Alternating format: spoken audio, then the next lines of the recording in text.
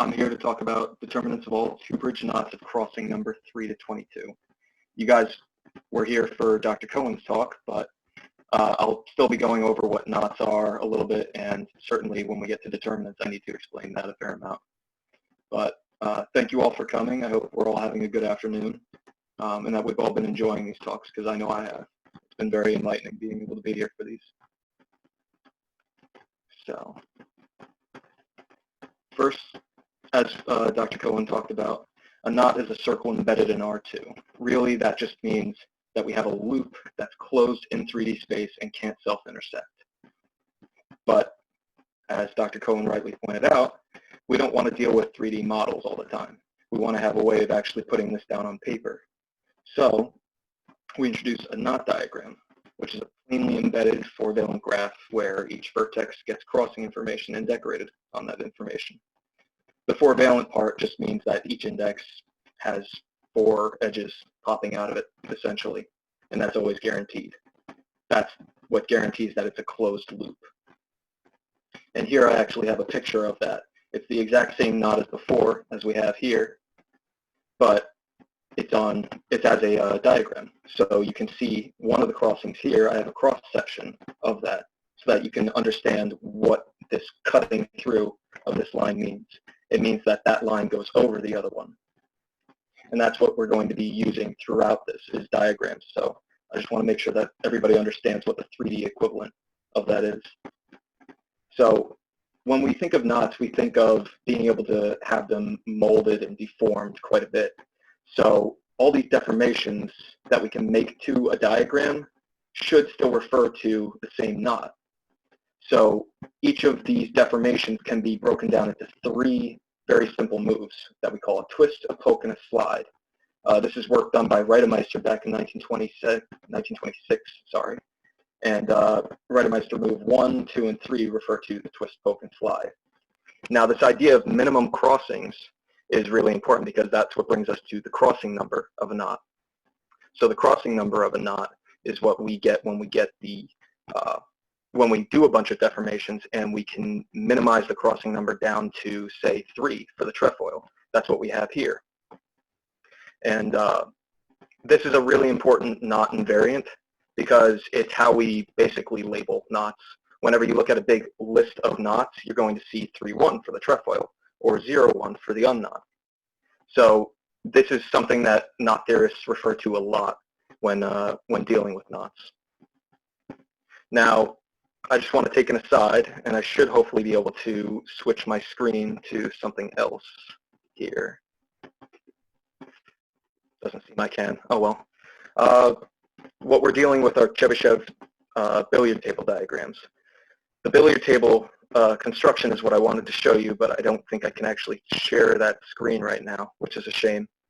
But when it comes to Chebyshev diagrams, we can actually construct 2-bridge knots, which, as Dr. Cohen pointed out, is a really well-studied field, real well-studied subsection of knots within knot theory. So that's why I chose to go on with those and see what I could do with them. Chebyshev knots in general are very, very helpful, as we'll see later when it comes to calculating a determinant.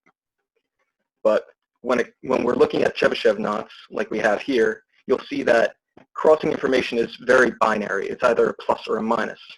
So what we can do is we can call these letters of what we call a word. If we have a string of these letters together, then we can tell ourselves what the crossing information of a Chebyshev diagram is, which is really, again, quite useful to be able to just abstractly pull away from these knots, which are real 3D objects, down to just a string of pluses and minuses. And this is particularly work that has been done by Dr. Cohen. I just want to point that out in one of his papers. So I'll have that in references at the end if you'd like to see it. Now, we want to worry about reduced words.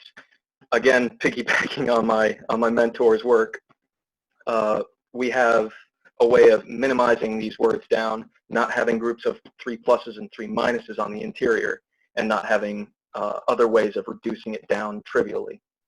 So we want to deal with singles on the outsides and either singles or doubles on the interior.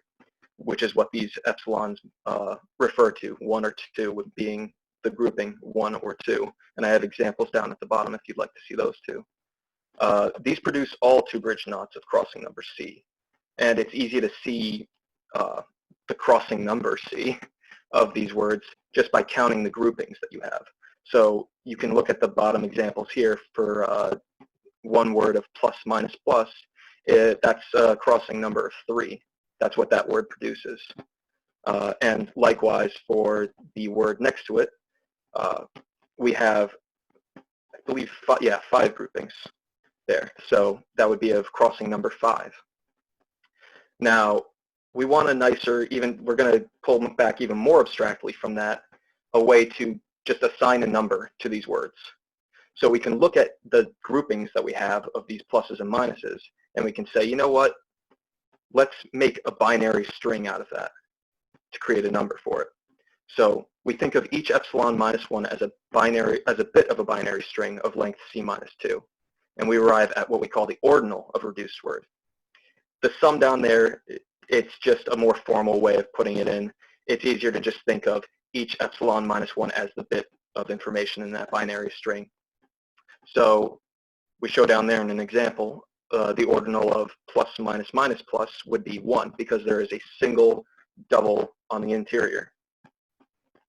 These can get really big too, so it's something important that you want to have because otherwise there's no way to really order these words together. So specifically for my main result that we'll see in a minute is we care about words that are plus minus, then we start worrying about doubles or singles after that, and then a single at the end. And we also only want to look at words of length 1 mod 3. There's some interesting stuff that happens with words that are of length 1 mod 3. But that I can talk about at the end specifically. For now, just trust that length 1 mod 3 is what we care about. This is equivalent to just looking at ordinals that are of 2 to the C minus 3 or less, or actually specifically less than 2 to the C minus 3. So that will make it so that our calculation at the end is much easier to do because we're calculating less things. Now I need to take an aside to something called the Alexander matrix. The Alexander matrix of a knot is a square matrix with up to 4 non-zero entries plus or minus t or 1 per row. Everything else is 0. It's easier to just look at what we have here for the pictures. So at each crossing, in this example, for instance, at crossing number 1, on the left before the undercrossing, we have E. But we're going to throw that one out just for convenience. And on the right, we have B. So we put a 1 in for entry number 2 of row 1. So each row is given a crossing number, and then each column is given a region. So column 1 would be region A, column 2 would be region B, 3, B. It's important to actually order these graphs too. You need to have some directionality to it. Otherwise, there's no way to actually do this. This requires an ordering, a directional within it, sorry. This was work done by Alexander back in 1927. This is when knot theory really started to kick off. Now, what we're concerned with here is the determinant of a knot. We're finally getting to that. This is just evaluating this matrix at -1.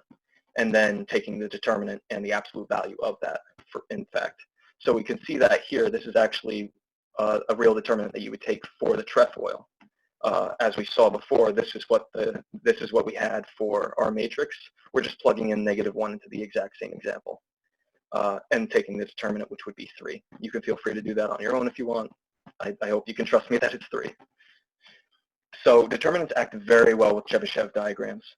What we can do is we can throw out A and B, these 2 regions here, and just look at each crossing in order and the regions next to them, like directly adjacent, above or below them, and label them the exact same way.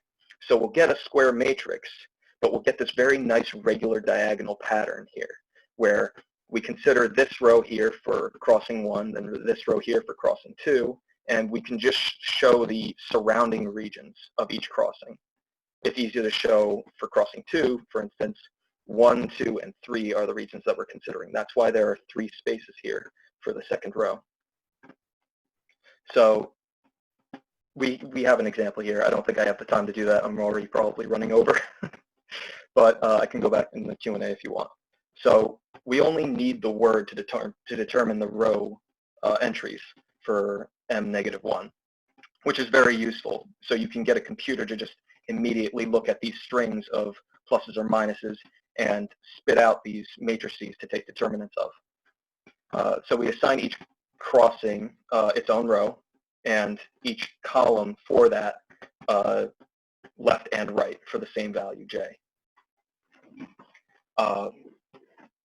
And when we're looking at the word, we have some jth letter, plus or minus j, but we're concerned more with j prime, which is the value mod 6, because there's this regular pattern that happens with every 6 crossings, you're going to loop back to the same one. So these are all the entries that you're ever going to have when you're putting into each of these rows. So just a short recap before we get to the main result. We're dealing with Chebyshev diagrams, which produce 2 bridge knots. Words which have ordinals less than 2 to the c minus 3 and are of length 1 mod 3. And we're taking their determinants and graphing them against the ordinals. It's because of these ordinals that we're actually able to graph these determinants and have an order to them. So this is 170,000 plus data points of each of those determinants for all 2 bridge knots of crossing number 22. As you can see down in the bottom, the ordinal is what I'm graphing this against. So we get this beautiful regular pattern here. It's, I believe, fractal, but I haven't done the proper work to check that, so I still need to go on and do that. But this took about 45 hours to do. It took a long time. The others take actually exponentially less time as we go down. So that was an interesting practice for me in Java coding. That's how I managed to do this. So if we graph the frequency of those determinants, basically just shift that graph on its side so that it falls down and we see the frequency of each, there's also this very scaled up regular pattern of a right-tailed graph. So we can see that more commonly they'll fall within these regions here. I think I'm going really over my time here, so I don't want to continue too much. But just about at the end, so. Huh? Oh. So these are the relevant references. If you're interested more in introductory knot theory stuff, the knot book is great for that. And if you're interested more in particularly Chebyshev knots and Chebyshev polynomials particularly, Moshe Cohen has some really great papers on these things, working with other people. So I think that's my time. Okay, thank you. Thank you. Time for questions.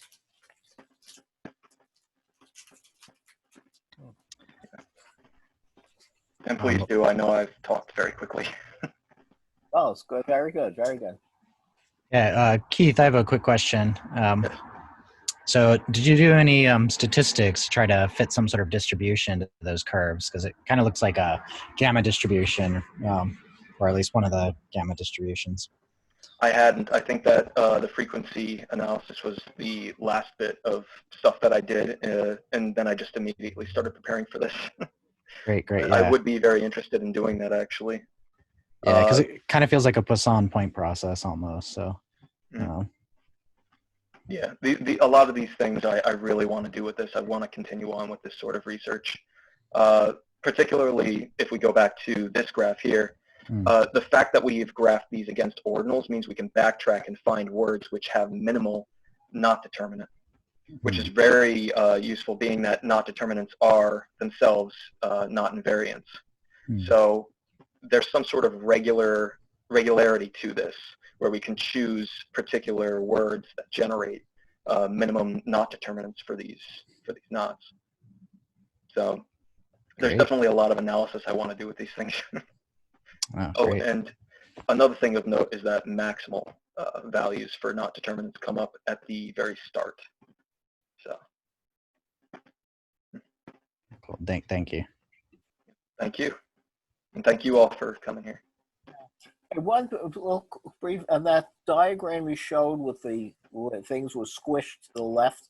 What's the significance of the dark blue, brown, light blue coloring? So it may not be zoomed in properly. I should.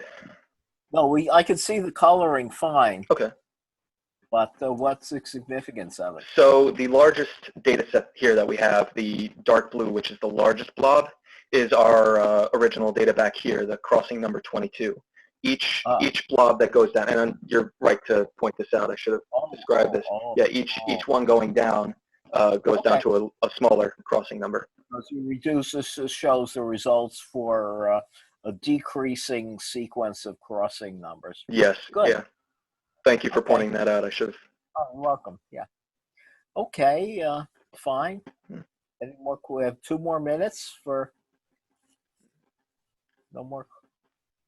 Dr. Cohen, if you have any questions, please. I'm sure I've left something out. Very nice. Thank you. Yeah. How fast a computer roughly did you run your Java program on? On my rinky-dink laptop. Oh, so that's pretty good. Pretty good. Yeah. Yeah, I was very happy with that because for crossing number 22, the largest determinant it would have to calculate is something like 42 by 42 of a matrix. And I know it can be made faster, but just with my rudimentary Java programming, I was able to get it down to 45 hours, which made me feel. We have to give kudos to the computer engineer technologists who made Java so much faster. Oh yeah, definitely.